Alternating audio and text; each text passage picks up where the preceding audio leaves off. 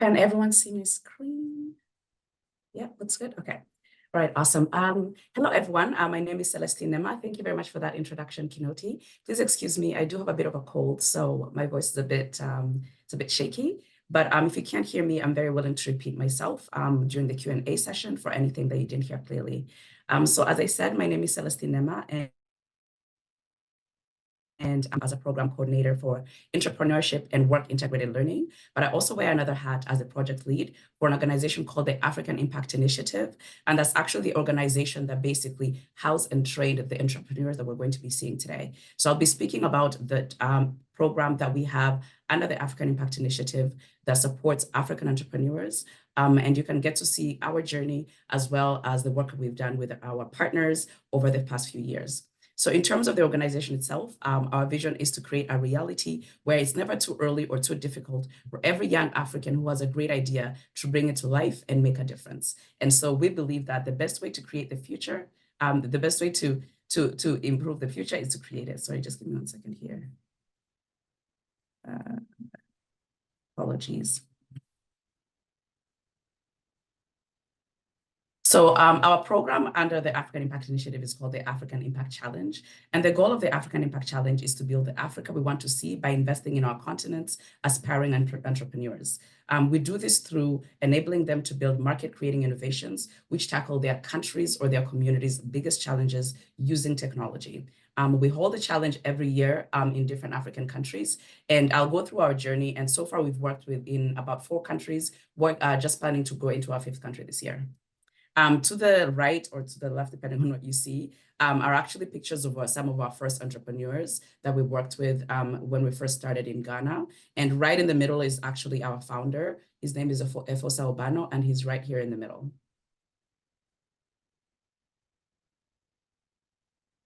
All right, so in terms of our journey, like as I mentioned, we've actually worked in 4 countries so far, planning to go into our 5th country this year. The first year we worked with Ghana was in 2020. And that year we actually worked with over 90 founders and were able to fund 11 ventures from that cohort and launched 3 new ventures that year.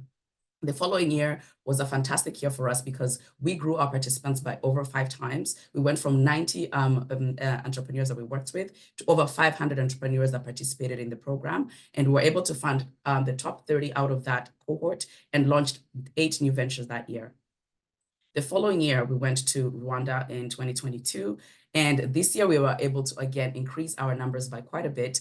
We doubled our numbers from over 500 entrepreneurs that we worked with that year to over 1,000 entrepreneurs in 2022. We were also able to work to fund over 50 companies or 50 startups that year and launch 60 new ventures while also funding a new stream that we created that was called Community Impact. So the Community Impact projects are actually projects that the organization funds that are a little bit more on the social enterprise side of entrepreneurship.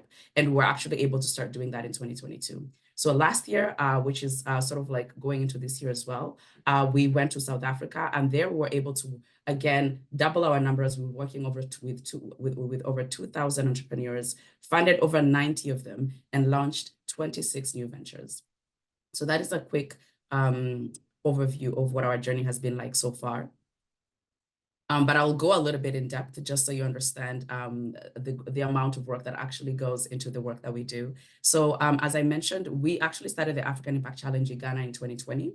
And this was done in partnership with the University of Toronto because we're very fortunate to be able to get a matching fund of about $100,000. And that allowed us to actually kickstart the program. So that year, like I mentioned, we worked with 92 early entrepreneurs. And we did that by actually connecting with other institutions in Ghana. That's for example, Gacee, GTCU, MEST Africa, as well as UDS. So that was our first year, and those were our first partners that we actually worked with. The following year, we were, after the great work that we'd done that previous year, we actually got recognized by the UN as one of the top 50 youth solutions globally. And that actually is what increased our participants, because from getting that recognition, we're able to actually increase, again, our participants from 90 entrepreneurs to over 500 entrepreneurs in Kenya that year. And that year, we actually trained 518 early entrepreneurs.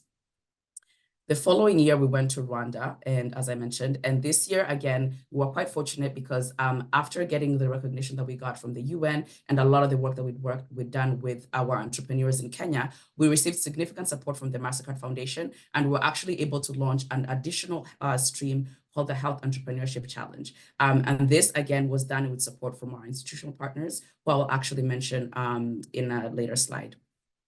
In 2022, again, we're actually able to expand our programming to 8 African countries through the support from the MasterCard Foundation. So we went from only working in one particular country to being able to create a stream that was Pan-African and allowed us to work with entrepreneurs from various African countries. That started in 2022. And again, it enabled us to actually increase our enrollment from 500 the previous year to 1,000 entrepreneurs in 2022. We also were able to introduce the Toronto Implementation Summer Trip, which allows us to bring our incubated cohort from their various African countries to Toronto for a 10 to 12-week program where they get to engage with the ecosystem here in Toronto. And so that last year was, 2020, the 2022 cohort was the first cohort that was able to participate in this program. And so they were actually in Toronto in June 2023 to August 2023. So that was the first cohort that did that. And we're hoping to continue that program, that summer trip program with the rest of our cohorts.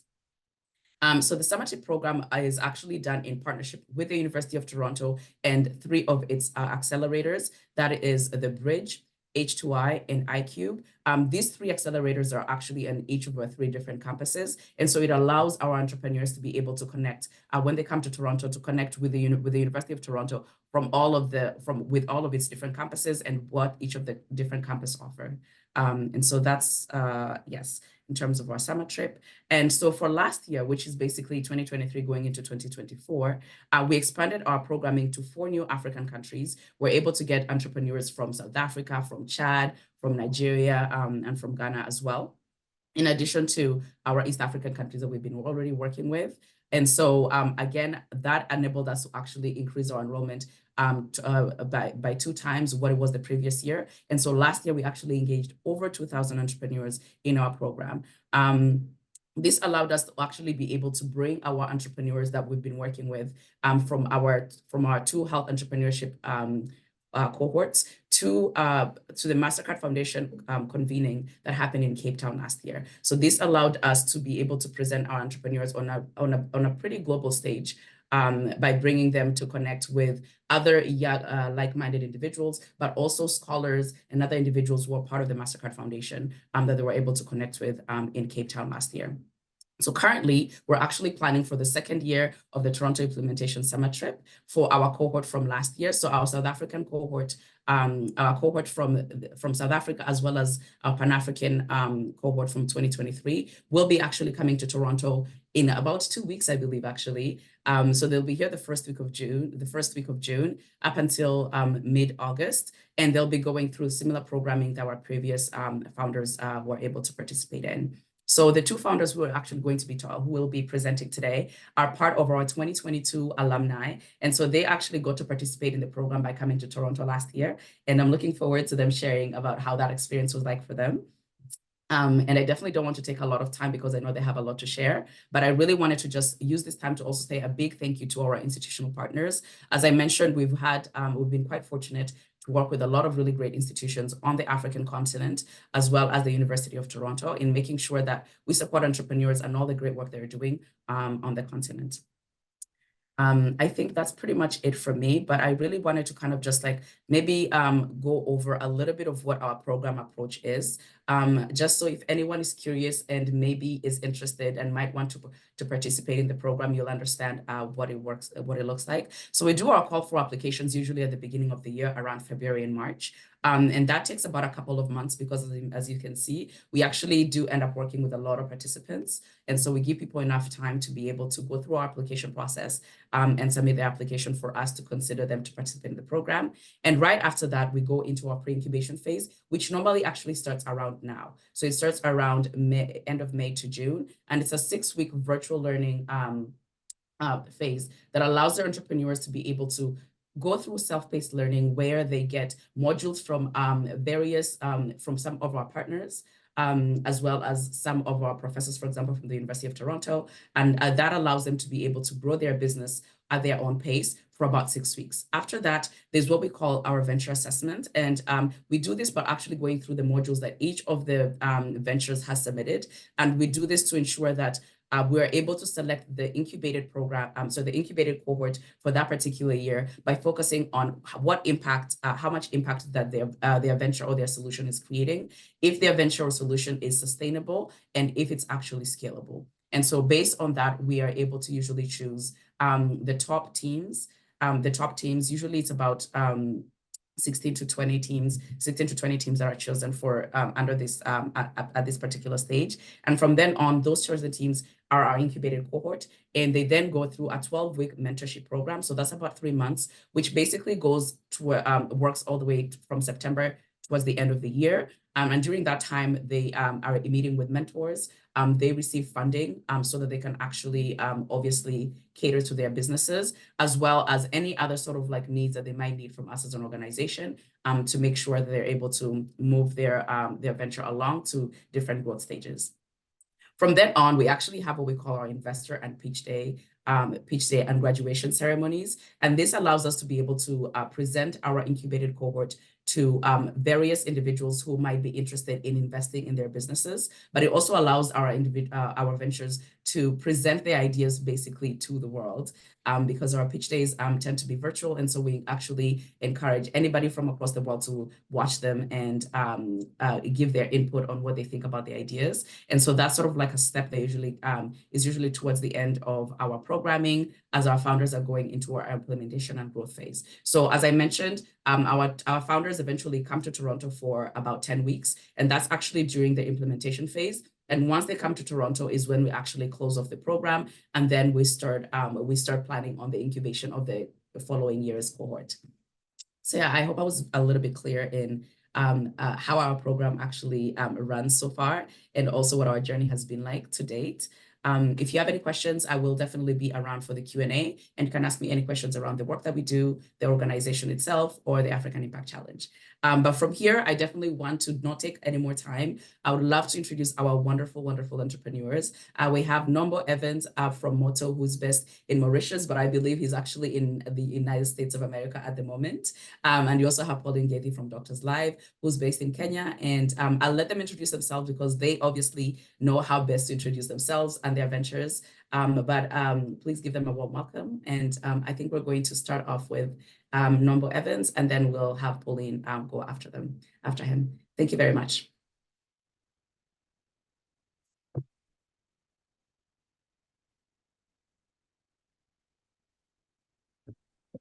Thank you so much, Celestine.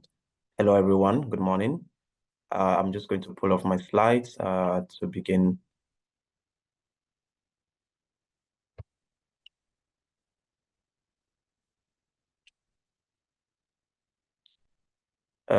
I'm sure everyone can see my screen at this point.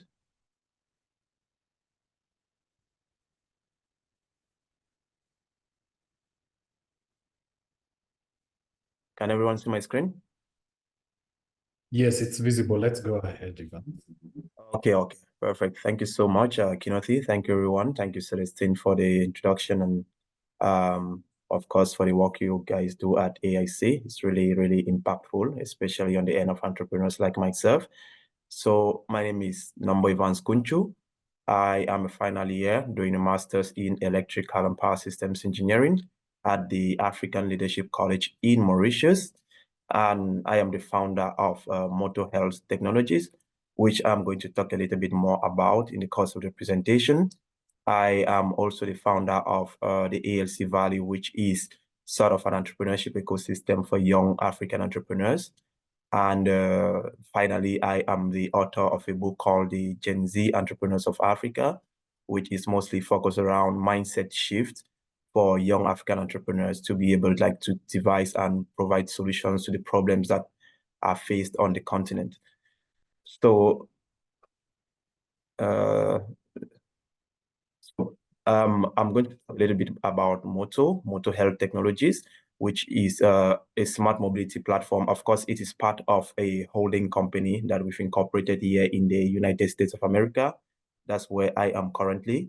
So Moto is a smart mobility platform that is out to connect people facing health emergencies to hospitals or to drivers that have received first aid training so that they can be easily and safely transported to the hospital in more timely and cost-efficient manner.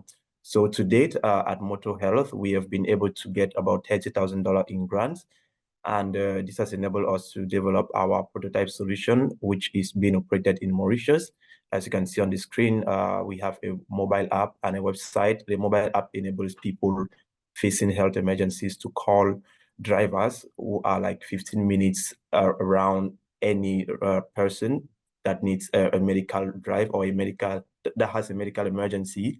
So the idea is for us to really increase access to healthcare services in a landscape where ambulances are usually scarce, in a landscape where ambulances are usually very expensive, or in a landscape where ambulances are usually not timely, right? Because there are some instances that you can call an ambulance and you get an ambulance getting to you in about 1 hour or 2 hours. So we really want to provide an alternative for that by making sure that people can easily book medicalized transportation to hospitals whenever they get in case in an emergency. So, very simply, our mission at Moto Health Technologies is to build a value chain of healthcare-related services to improve on the health outcomes of millions of Africans, mostly people in sub-Saharan Africa, because we have noticed the gap in the healthcare accessibility in these areas, and which also translates to a lack of infrastructure or to the fragmented system that are in place in the respective countries that are affected by this. Like mentioned earlier, Moto is a holding company incorporated in the United States of America as a C Corp in Delaware. And the very basis of that is that we have identified 3 key areas where we can really create impact at scale at our startup, even though we are working currently on what we call Moto Transfer, which are the medicalized vehicles that we use to transport patients to hospitals in cases of emergencies.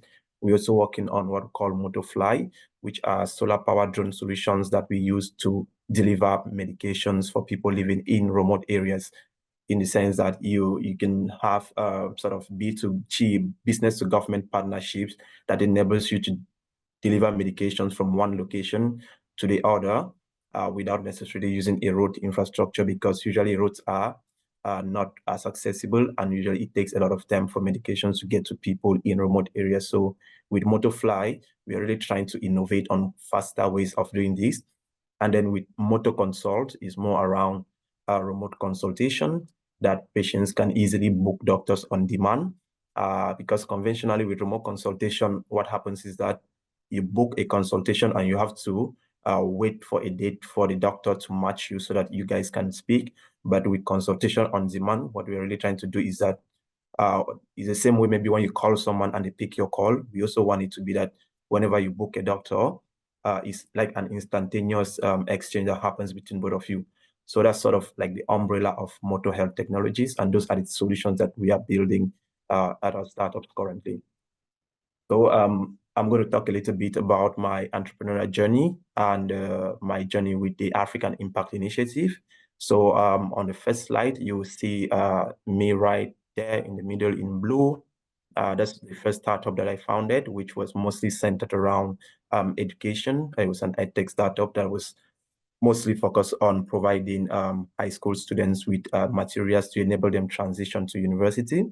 Then the second startup that I founded, which I of course have a team of 9 people, is Moto Health Technologies. This is on this slide you see, this is in Canada, Toronto, during one of our sessions that we're pitching or like refining our ideas. And on some of these slides, I'm in the US, meeting with some personalities also that are like interested in the work that we do at Moto, and also at personal level. So with the African Impact Initiative, essentially, I'm going to give you like a brief overview of how the program went. As Celestine had mentioned earlier, it's a program that comes in several stages, and we're able to go through all the stages till the point where we're able to get to Toronto.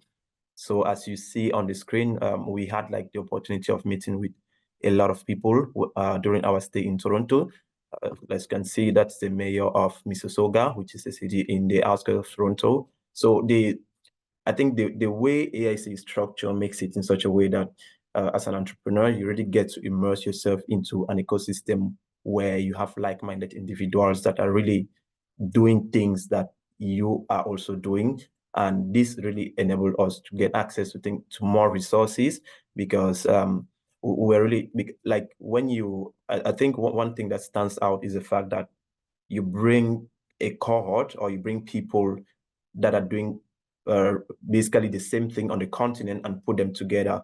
And the most important aspect of this is not necessarily the external people that we meet when we're there, but they are the ties that we're able to create among ourselves. Because what I realized at the end of the day is that I ended up having a better connection with the people that I went to in that incubator than maybe the people that I met there. So the network that we created among ourselves stands to be the strongest one, which is going to like enable us in the long run build bigger solutions and try to implement things and build partnerships that can really drive our different ventures forward.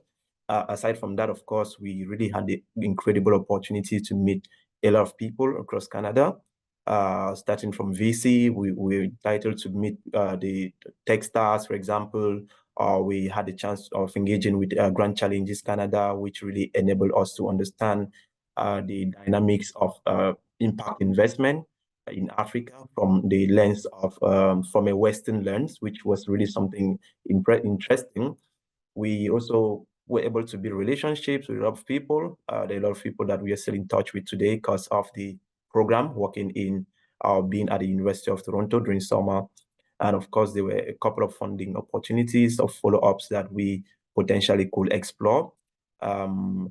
So working with the African Impact really gives you that playing ground that you can really get to explore all these different facets of entrepreneurship and get to see how much you can bring out of it, right? On the other picture, I think that's in South Africa with Efosa, who is, of course, the founder of the African Impact Initiative. These are some of the pictures that we took there. This is downtown Toronto after a networking event that we had, which was basically focusing on how to bring more capital to the African continent, how to get more people to like invest back home on the African continent, because it is customary for maybe when you get abroad, you get comfortable, but at the same time, you feel like you need to do something back home, but you don't really have a channel through which you need to create that impact, right? So they're also looking for ways that can enable individuals or people like that to really find ways to support people back home by investing in feasible and sustainable solutions that can considerably increase the living conditions of Africans. Because at the end of the day, I think that's also one thing that we all want, to see our continent grow, to see our continent thrive. And through entrepreneurs like myself, I believe that we can bring our own addition to that. On the picture on the right, okay, is when we met with the OVPI and the MasterCard Foundation. This was at the University of Toronto, the St. George campus. And during this meeting, basically, the idea was really to showcase what we have been up to, what we've been doing, because most of our teams here will receive quite a lot of financing from the African Impact Initiative, which really, really helped us in building the first prototypes of our different solutions. And it was really important for us to show these people that actually this money, we actually used it to do something productive. So this was a very interesting meeting. I mean, our cohort had like 4 ladies and 8 guys, which was quite interesting.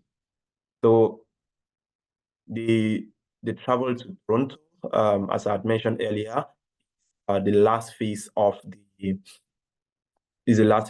the programming with the African Impact Initiative, which really gets us to spend summer in Toronto and really get to immerse ourselves in the entrepreneurship ecosystem and understand the dynamics of the place, understand the investment culture and how people relate to startups and how people are building things.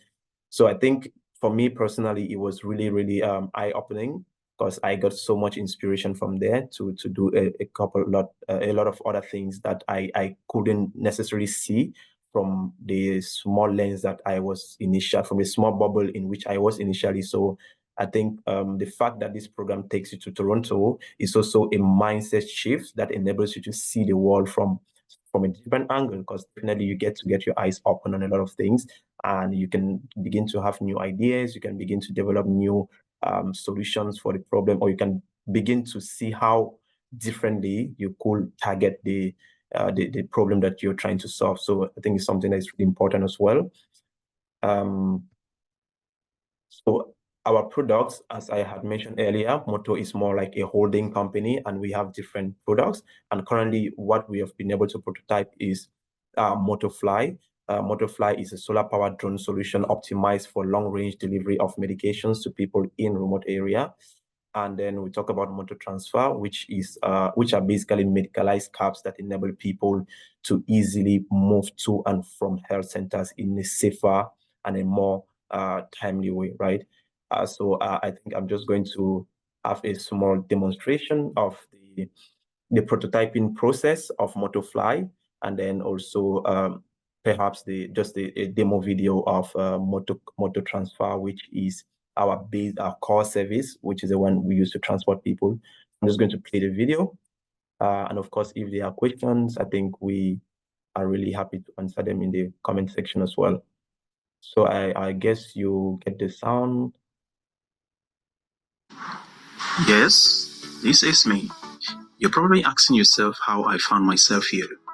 Well, I am an entrepreneur building solutions for African problems, and the solution that I'm focusing on is called MotoFly. MotoFly is an enhanced technology that is out to deliver medications to people living in remote areas using solar-powered drones. With solar-powered drones, we use state-of-the-art convolutional neural networks to be able to enable drones to navigate in high-risk environments, thereby enabling timely and cost-efficient delivery of medical supply to people in remote areas. We lost about 5 million people every year due to lack of access to timely medications, and these problems is something that we need to solve to save lives across sub-Saharan Africa. Building these drones needs a lot of design. As you can see, me in the lab trying to design some components and making sure that mounting the batteries and making sure that all the propellers are well suited to generate sufficient lifts. And we also use solar panels to charge the drones. Welcome on this journey where we airdrop your livelihood. I'm sure you... Hello, can you still see my screen?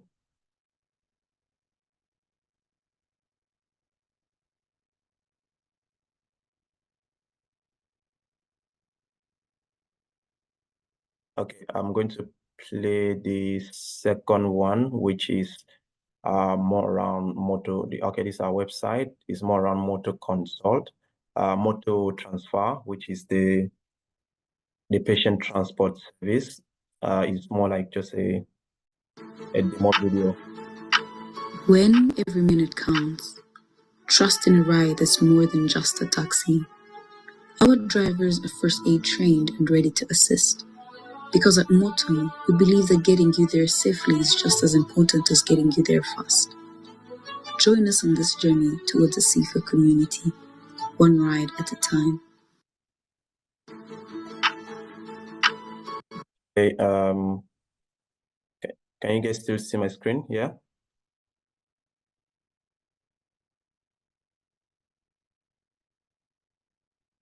Hi, everyone.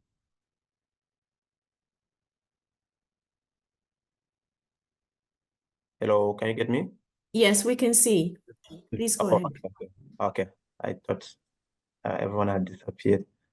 All right. Yeah, so those are the demo videos for some of the products that we are currently building at Moto Health Technologies, and really is very important to note the impact that the AIC has had on this whole process, because usually as entrepreneurs, what we usually need at the beginning of our journeys is that small belief and that small push from organizations or people that can really help us to like prototype and try our solutions, right?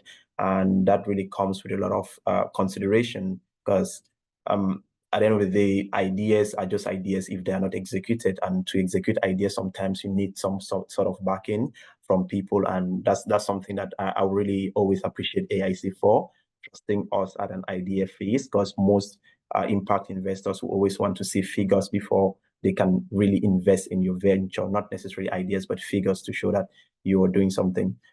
So for us, we have of course been able to generate some impact since the day we started. We have done 2,000 trips. I said we are based in Mauritius currently, and we have two medicalized cars that we use to transport people. So we have done 2,000 trips around Mauritius, and we've been able to generate about $15,000 since 2022. That's about when we started.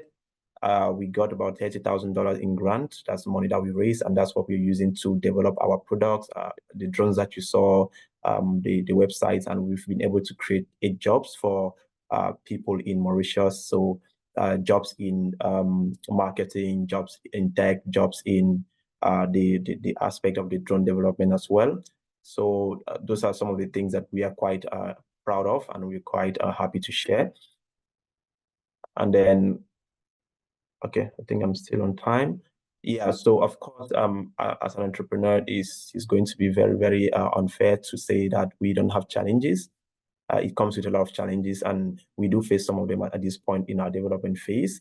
There are some deep tech skills that we need to be able to have on our team, because building drones need some sort of machine learning algorithms that can help them navigate in space, like something they call computer vision that can help them navigate in space and determine where to drop medication. So those are some of the skills that we are still lacking on the team. And to get people that have those skills, you need to have like sort of a lot of financial resources. One of the second challenge is financial resources to train more drivers, because as we said earlier, with motor transfer, we're really trying to onboard more people on our platform to really get them to service a bigger population base and provide more life-saving transportations to those people. We also, of course, need more partners in the healthcare space, because we face a couple of challenges around regulations to be able to implement our solution, because notice with time that the healthcare space is hugely regulated, and there's some licenses that you get. You need to go through a lot of testing and a lot of checks from usually the government or maybe some other organizations that need to put you in check. So those are some of the things that we really need to work around. And our next steps, of course, at this point is to develop more robust business models that can generate more revenue, because we are a for-profit organization. We are not a non-profit. So we are also looking at how to scale our impact by scaling our revenue model and generating more revenue. There's also the aspect of addition of new offerings on our platform to make sure that more people can access it at different locations. And when I talk about new offerings, it's like because now the application is more mobile network based, but we really want to make it to be able to use SMS services so that people that do not have access to mobile telecommunication network will also benefit from it. Our objective for the next 5 years is to expand to about 5 African countries and be able to service about 25 million people.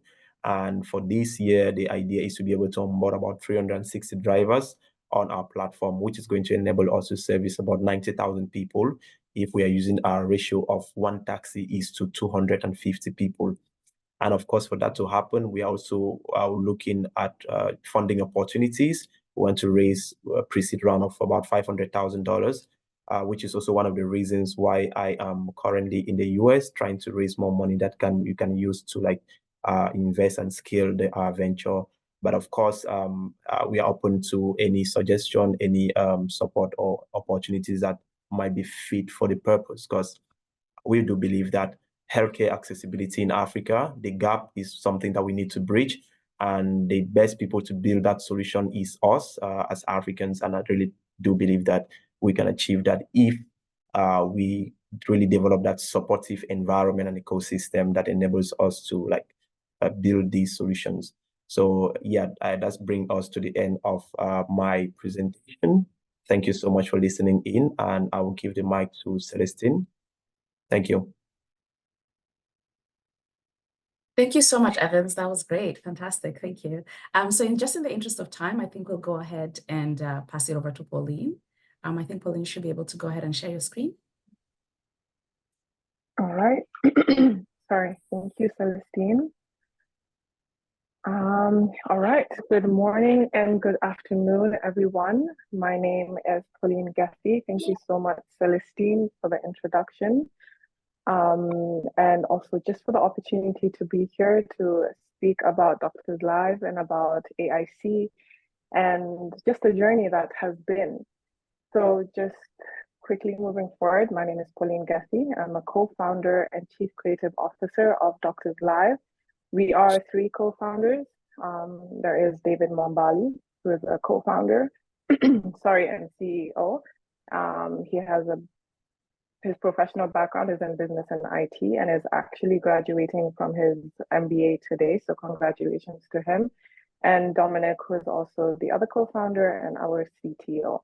In total, we have a team of 8 people, and they all have different skills.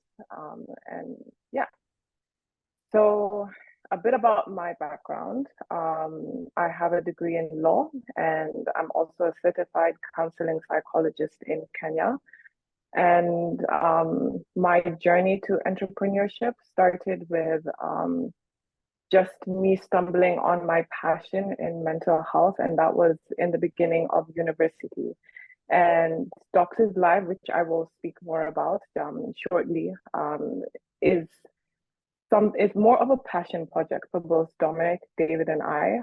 It is something that we are finding not only solutions for other people, but also for ourselves. We went through very distressing times trying to get mental health care and services in Kenya. And in the beginning, when I went through those challenges, which if you have any questions, obviously I'm more than happy to delve into them later. So I started by identifying the problem that was there, and that number one was access to therapists and counselors. I remember the first time I did try to reach out to a therapist, I went through very terrible customer care experience with receptionists. And secondly, when I finally found a therapist, I was put on a 6-month waiting list. And on top of that, I already knew that I couldn't afford it. And so there were all these barriers that were limiting me. And I'm already trying to look for a solution. I'm already going through anxiety and depression, and I really want to fix this problem. But there is no solution that is readily available for me. And that is when I started an initiative called Within and Without in 2019 to raise awareness around mental health, especially in Africa. And my goal really was to just destigmatize and to change the narrative step by step by collaborating with different people, by giving talks, by now I've ventured into wellness content creating to inspire people to also take care of themselves. The more and more I realized that mental health is this, well, I'm sorry for that. I hope the noise won't be too much. I think they're doing an alarm test. I'm sorry for that. Yes, it's completely disarrayed me. Sorry. Yeah. So yeah, I think we can hear you pretty okay. Okay, great. Okay. So I lost my train of thought. Yeah, I got into wellness content creating, and then through that, I continued to want to, find other ways to create a difference and an impact in Kenya. And so I started to try and grow my network, and that is how I became the president of the Mental Health Club. I was a member for 2 years beforehand, just doing on the ground work in the university, raising awareness. And then I was elected president. And that is actually how I met David and Dominic. In my 3rd year of university, in my service as a president, I still felt that there was more that I could do. Yes, I have this NGO and I have this leadership position, but I want something that is sustainable, something long run, and something that will even go after me. And so I met David and Dominic during the ideation stage of Doctors Live, just when they had launched the MVP in the market and they were looking for someone to help them market it. And that's when I gave them my CV, I gave them my background, and I told them, I love your idea and I love what you're doing. In fact, it is exactly what I want to do. And why don't, we join hand in hand and do this together? So we came together in April 2022, and I grew into Chief Creative Officer and co-founder along the way. And yes, I will talk about Africa Impact Challenge right after this, but just to explain what Doctors Live is. So generally, Doctors Live is the mental health platform that offers different forms of personalized mental health solutions. And that comes in different forms, that is online therapy, coaching, and counseling. And we also have a self-care library, which you can see on the display there, which offers different types of content, including yoga videos, meditation, journaling, and so on. So one thing that we recognize that is a huge gap in the mental health space and the mental health landscape, not only in Kenya, but in Africa, is that people still have that perception and attitude towards mental health that it is a Western ideal, and it is not, something that we truly believe is true and is real and has already these negative connotations on it. And so we thought the best way then to approach Africans and Kenyans is to give them a solution that would adapt to their lifestyle already, adapt and break down the barriers, language barriers, break down the cultural barriers and the religious barriers, because those are what Africans and Kenyans, as I continue to say, value most. That is their culture, their language, their traditions. And so we wanted to embed all that in our solution so that our care is something that can be transformed and adaptable to all sorts of lifestyles all over Africa. And so we do that by providing it in different languages, different types of counselors from different cultural backgrounds and religious backgrounds, and so on. And so this is really our vision. Our vision is to break down and eliminate the barriers that includes the affordability, accessibility, the stigmas, and even just the types of solutions that are readily available. We want to completely change the culture and the attitude towards mental health, not only by providing a solution, but also we take our time to also raise awareness and to partner with different associations in order to make sure that we are also on the ground listening and trying to understand the grassroots problems. And so just off the bat, those are some of the challenges as well that we face with mental health. Having a mental health solution in Africa, given the stigmas and the lack of awareness and support as well, it has been difficult to convince people to partner with us because they are very reserved and taken aback by, mental health is something very new and people are only starting to accommodate it. And so people are still very hesitant to listen or to onboard our system. And lastly, funding. Just to give an example, the financial funding in Kenya, they only apportion 2% to mental health care in the whole country. And that is to serve a population of over 50 million. So those are some of the heavy challenges that we're even still facing till date and even in the beginning.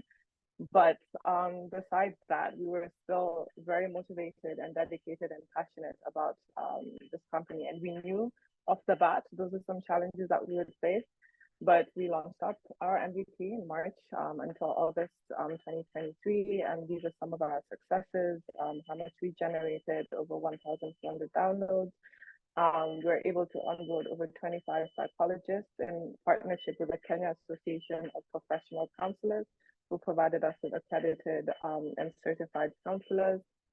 And yeah, we partnered with Nema Foundations and other NGOs, with Africa Impact Challenge, as well as universities such as Strathmore University, Moore University, and Kenyatta University, just to showcase and to market.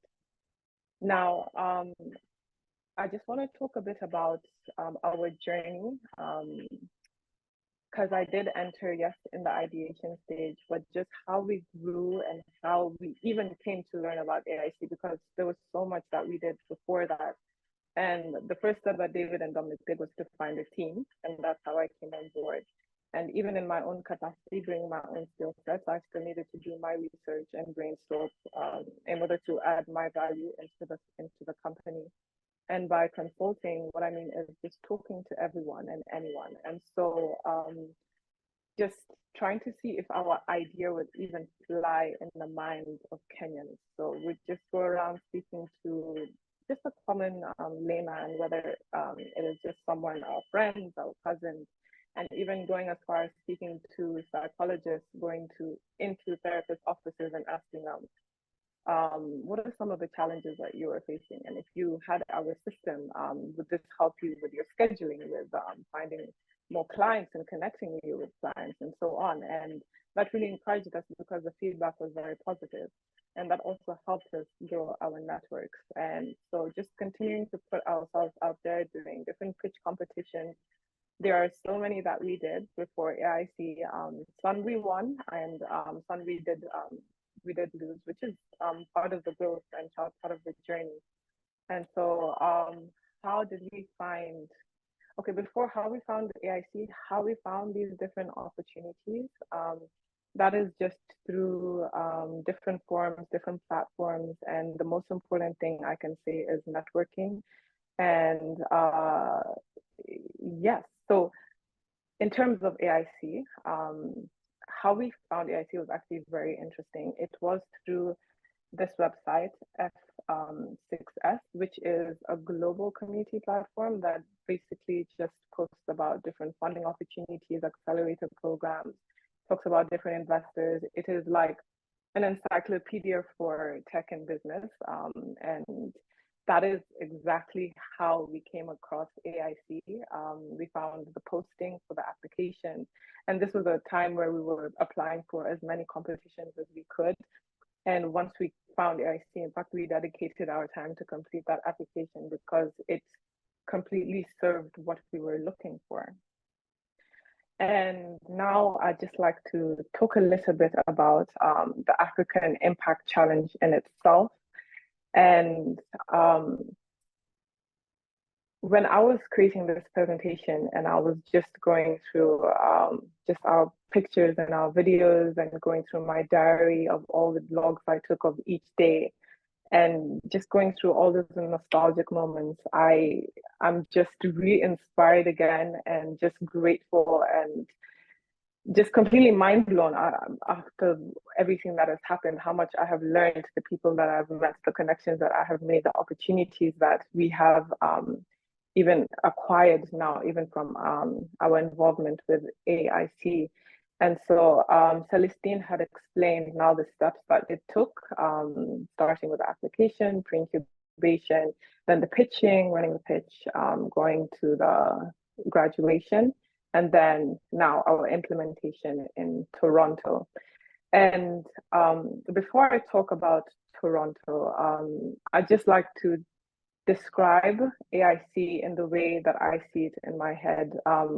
When we found AIC, definitely we thought it was something remarkable, and we sat down and we're like, wow, there are people who are thousands of miles across the world who are just sitting there and thinking about people they've never even met yet and their ideas, and already saying, we believe in these people and we want to help these people grow. We want to teach these people how to grow and to make something out of their ideas and their companies, not only for themselves, but for the benefit of the entire continent.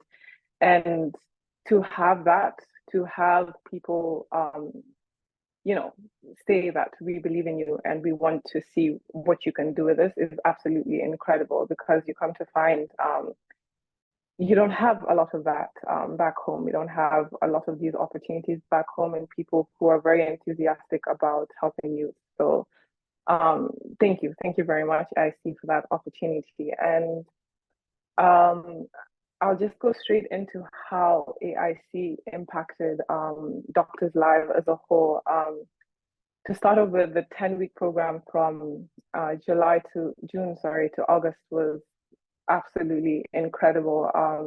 Just being taught by probably one of the most brilliant minds in Canada is truly a valuable moment in my life. Just the different engagements with the different skills, mentorship sessions and the different clinics, as well as the different accelerator programs and the entrepreneur hubs, and meeting, with different angel investors. Like, there's so many things that I learned that I didn't even know before. As I said, my background is in law and psychology, and David and Dominic were teaching me and grooming me the different aspects of the business. But honestly, the wealth of knowledge that I acquired from all these sessions has completely changed how I even think about myself as an entrepreneur, not only limiting myself to just Doctor's Live, but just in general on a day-to-day life and my future plans. And honestly, there's so many great things I could say, and there's so many special thank yous that I could give to so many people.